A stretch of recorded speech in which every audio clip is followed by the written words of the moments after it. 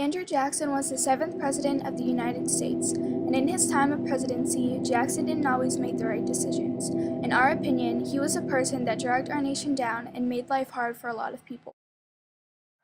On the road to presidency, Andrew Jackson made some not-so-good choices. He spent his money on women and drinks. He also had interests for married women. Jackson supported slavery and owned about 140 slaves. Henry Clay influenced the House of Representatives to vote for John Quincy Adams instead of Andrew Jackson for president in 1824. Even though Clay wasn't fond of Adams, he convinced the House of Representatives to vote for him because Adams promised Clay a spot as vice president. Our country will be ruined by that hillbilly scoundrel who calls himself President Jackson. Before him, our government was placed safely in the hands of people like me, the elite and wealthy members of society. Now we are going to be ruled by people who live out west and are not refined Americans like us in the east. I'm sure he is going to try to take money away from the rich, the people who make money for the country. I can only pray that he only serves one term, or even better, gets impeached. Andrew Jackson felt a common man could hold office without experience. Jackson rewarded his political supporters with a spot in his cabinet. Andrew Jackson had very strong feelings for the Bank of the United States. He believed it only benefited wealthy investors living in the northeastern portion of the nation. Then in 1828, Congress passed and that president signed into law a high tariff that I like to refer to as the Tariff of Abominations.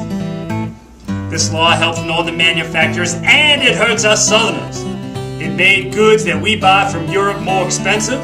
When we South Carolinians tried to nullify this tariff, which I believe our state or any state had the right to do, President Jackson threatened to use the U.S. military to collect those taxes. Not wanting to start a civil war, I backed away from this nullification. However, I could no longer work with this bully from Tennessee. Not only was General Jackson not satisfied with taking our land after that Battle of Horseshoe Bend, he had to slaughter our people in Florida. The chief of your so-called Supreme Court ordered that the state of Georgia give us back our land. As president, your Jackson refused to enforce this ruling. Instead, Jackson forced our 5 native tribes, totaling over 100,000 people, to move to some worthless land called Oklahoma.